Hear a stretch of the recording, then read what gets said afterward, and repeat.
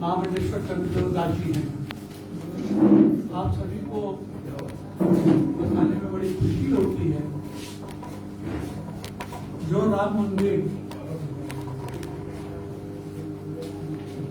थोड़ा सा जीर्ण शीर्ण अवस्था में था, ईश्वर ने अनुग्रह किया और ईश्वर की अनुग्रह से वो सौभाग्य हमारे महामंडलेश्वर जी को मिला कि उस मंदिर का निर्माण कार्य शुरू हो गया।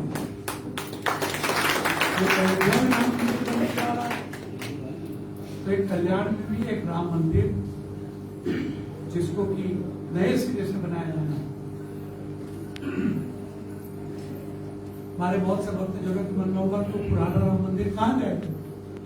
पुराने राम मंदिर के लिए एक व्यवस्था बनाई गई, उस जगह पर वो भगवान शिफ्ट होंगे और जब तक वो आई और राम मंदिर नहीं बन जाता तब तक नित्य पूजा अर्चना उस जगह पर होगी।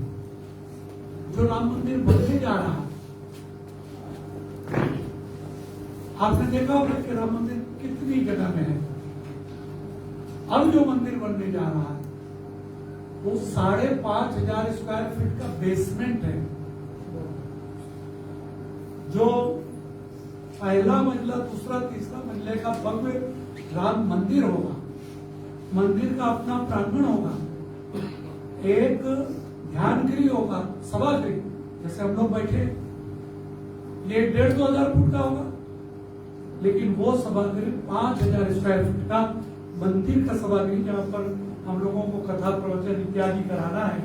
तो आप लोग को बाबा जी की खाली आशीर्वाद भी तो लेना है, बस हमको कथा प्रवचन कराओ, एक जगह हमको ऑटोमेटिकली मिल। साधु संत आते हैं, कभी आए नहीं, तो 2 दिन 4 दिन बैठने रहने के लिए बड़ी परेशानी होती है। संत निवास के कमरे और साथ में टेरेस फ्लोर, कितने कमरे को मिला बाबा? 12 या 13? 16। बाबा जी के उस संत निवास में 16 कमरे बने और एक टेरेस फ्लोर भी होगा साथ में। साधु संत बैठ करके योगाभ्यास या कुछ करना हो, पूजा पाठ करने के दिनों में बैठ करके बाहर, और फिर उसके बाद टेरेस और मंदिर अपने अपने आप में एक बहुत बड़ा स्वरूप।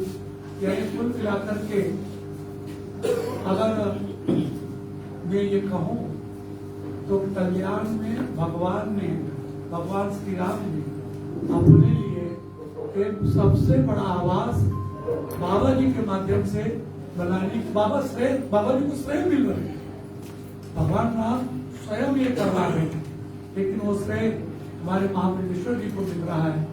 और ज्यादा दिन की बात नहीं है, हमारे महामंडलेश्वर जी ने पहले शर्त रखा है ये बिल्डर में कि पहले हमारा मंदिर बनेगा, फिर अपना तुम ब्लॉक बनाते रहना, बेचते रहना। तो ऐसे महामंडलेश्वर महाराज जी हमारे बीच में प्रमुख अतिथि के रूप में है। मैं चाहूंगा ऐसे गुरु की पूजा करें हम लोग, मानसिक पूजा। गुरु ब्रह्मा गुरु विष्णु गुरु देवो महेश्वर गुरु साक्षात परब्रह्म तस्मै श्री गुरुवे नमः। बाबा जी आपके चरणों में प्रणाम निवेदित करता हूँ। विश्व ब्राह्मण समाज एक सर्वपालित ब्राह्मण मंच है, सर्वपालित ब्राह्मण मंच फाउंडेशन है। विवाह की समस्या हमारे लोगों को परेशान करती थी। वैवाहिक समस्या के निदान के लिए सर्वपालित ब्राह्मण मंच फाउंडेशन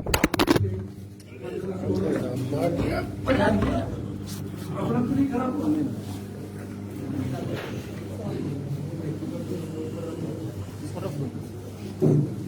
क्या इधर है ही नहीं था कुछ। और दुनिया के 176 देशों के ब्राह्मण इसको देख एक संस्था, और क्यों, इसकी क्या जरूरत है? तो मैं अपने माननीय पुरोहितों को बताना चाहता हूँ इसकी कोई जरूरत नहीं, लेकिन एक संजोग ऐसा उत्पन्न हुआ लोगों को और आगे ले लो नहीं तो थोड़ा। ऐसा लगा कि कोई आदमी दान ज्यादा देने बड़ा जा हो रहा है जाएगा, पीछे लेना पड़ेगा। और 8 कुंटल जमीन समाज के नाम पे रजिस्टर करना चाह रहा है। उसकी शर्त थी कि पहले संस्था रजिस्टर कर लो और बस आइए विजय साहब सीधे मच आप संस्था रजिस्टर कर लीजिए और संस्था के नाम पे कोई रबड़ लगा देंगे, चालू है ना। बहुत सारे प्रयत्नों के बाद वो जमीन ट्रांसफर नहीं हो पाई संस्था के नाम पे। कोई बात नहीं, भैया नहीं हो पाई तो शायद चालू है ना, लाइव ब्राह्मण भवन अपना खुद का बने, ऐसी कोई योजना भगवान श्री राम ने बना के रखी हो। और ठीक ऐसी बात आदरणीय विश्वनाथ दुबे जी जो हिंदी भारतीय जनता परिषद के अध्यक्ष और ब्रजेश पांडे को आदमी समय ने कहा कि आपके MIDC में 500 मीटर की जगह खरीद के ले लेंगे। और इन्होंने कहा था कि बजट 1.5-2 करोड़ का है, नहीं बताया 2 करोड़ का बजट बताया था।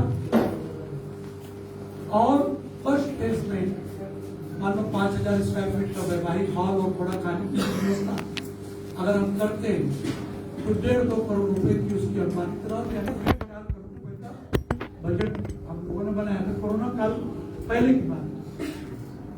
मुझे लगता है कि ईश्वर ने इस संस्था को इसीलिए रजिस्टर कराया था कि उस संस्था के माध्यम से डोंबिवली MIDC में ब्राह्मण समाज का अपना कोई 5000 स्क्वायर फीट का भवन बने। शायद उसकी नींव आज के दिन इस कार्तिकी एकादशी के दिन होनी थी, इसलिए ये प्रोग्राम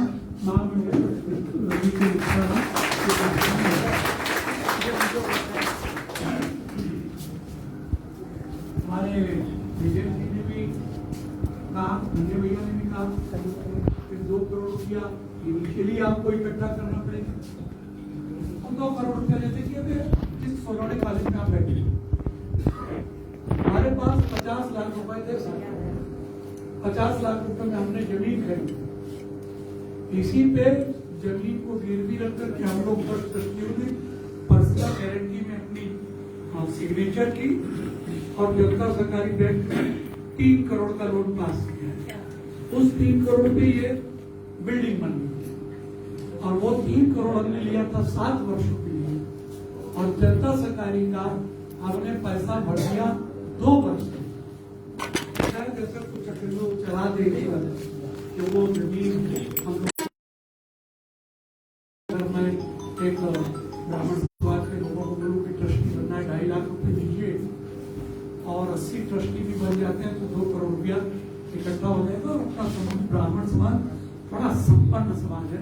1.5-2 करोड़ रुपया अपने बैंक से लेकर के भवन बन जाएगा, ऐसा मुझे लगता है। बसंते महामंडलेश्वर की आशीर्वाद दे तो, क्योंकि उनके वो हमारे राममनोहर त्रिपाठी जी हमेशा बोलते हैं आशीष का मूल होता बहुत है, देते नहीं लोग अंतरकरण से। तो ये अंतरकरण से आशीर्वाद अगर मिलता है तो मुझे लगता है कि जो एक महत्वपूर्ण योजना मैं देख रहा हूँ कि अपने ब्राह्मणों का एक ब्राह्मण भवन बने और वो भी कल्याण डोंबिवली के नजदीक बने, वो भी डोंबिवली MIDC में बने, जिसके लिए आज आप सबकी तालियां साक्षी बनेगी और जिसका जिम्मा विजय पांडे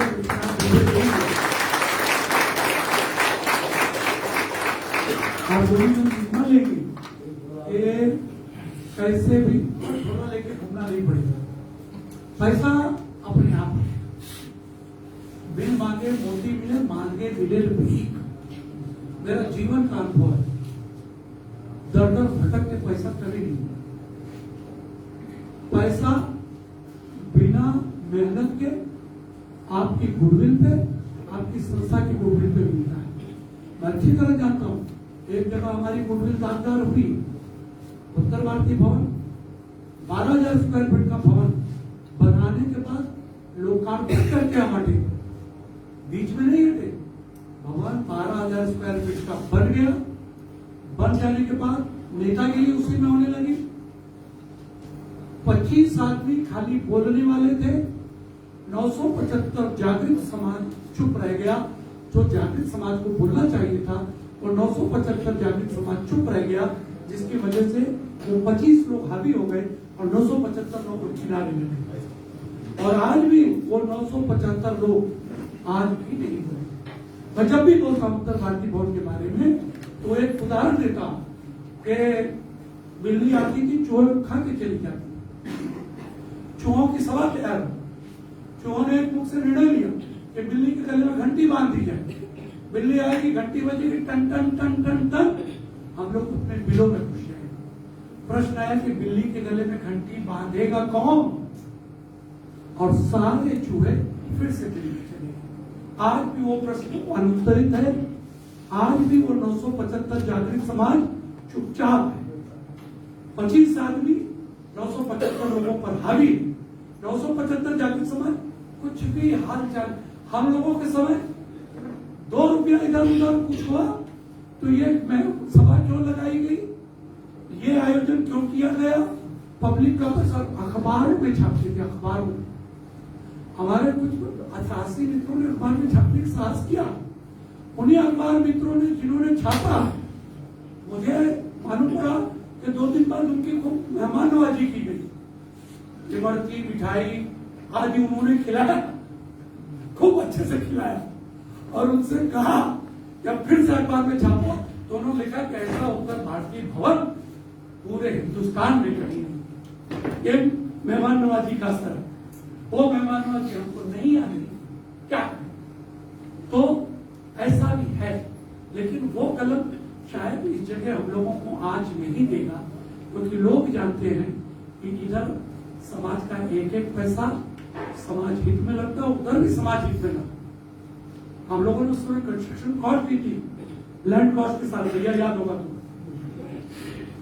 वो पूरा भवन, लैंड कॉस्ट, सारे आयोजनों के खर्च और 12,000 स्क्वायर फीट को गिनने के बाद कुल 360 रुपए में पर स्क्वायर फीट में भवन बना था।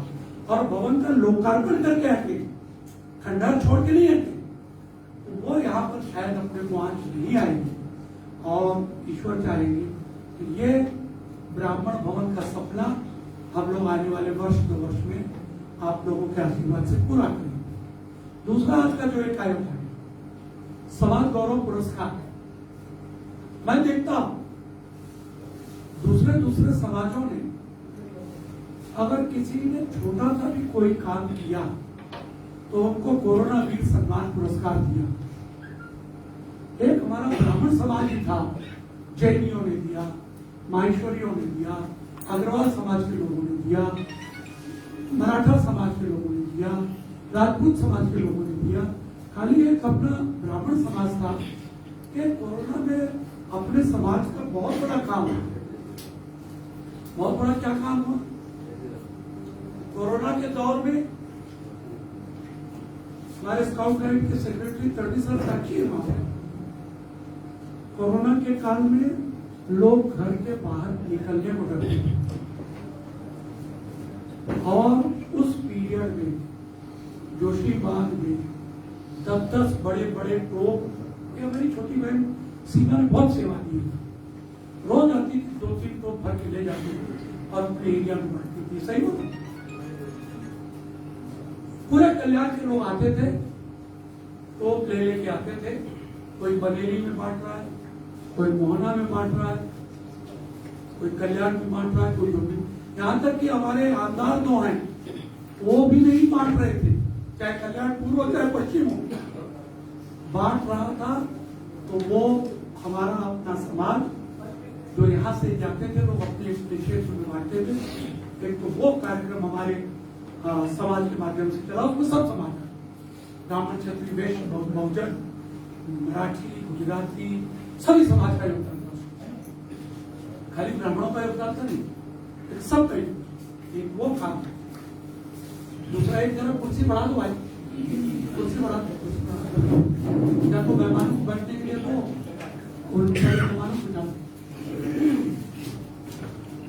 दूसरा एक काम वो कई महीनों तक चला, मुझे खुद डर लगती थी कि लोग हिम्मत का काम कर दो, बंद कर दो भाई, बंद कर दो भाई। ये कोरोना काल में बेड नहीं मिलता था, बिस्तर नहीं मिलता था।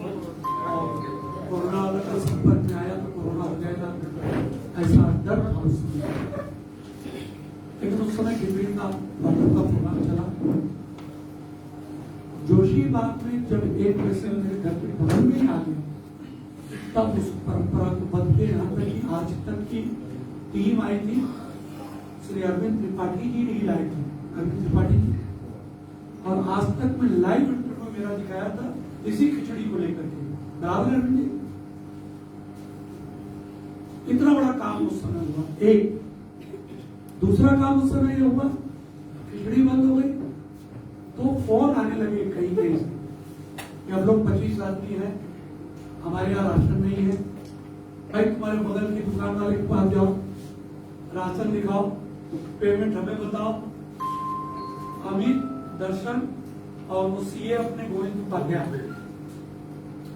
सारे पैसों की डिटेल लिखना, सारे पैसों के डिटेल उन राशन दुकान के खाते में पैसा भेजना, उन व्यक्तियों से पूछना आपको राशन मिल गया।